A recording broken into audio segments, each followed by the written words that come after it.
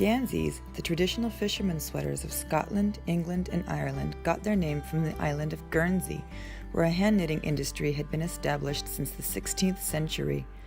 Passed down through generations of women, these beautiful sweaters evolved from simple smock-like garments into finely detailed works of art with patterns unique to individual villages and families.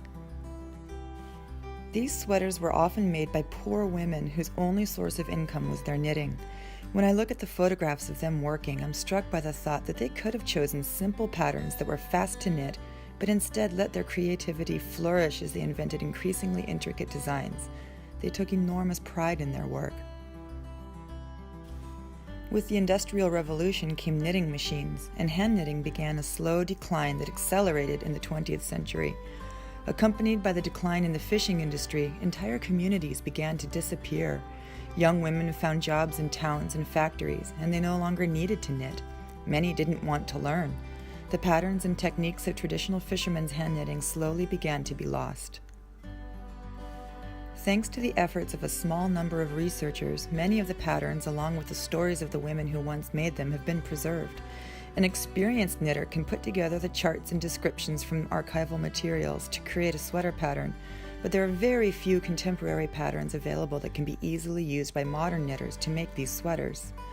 These patterns should not be lost. For 5 years, I've been reproducing authentic Fisher Ganseys, sometimes with nothing but a photograph to work from. My well-written patterns are easy for American knitters to understand, and I've been producing complete knitting kits that include traditional British Gansey yarn that's been made in the same Yorkshire mills for generations.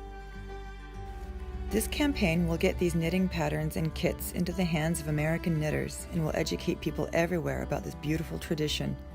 New project tote bags will make these kits stand out from the competition. There are no authentic Gansey knitting kits available in the US, so these are already unique.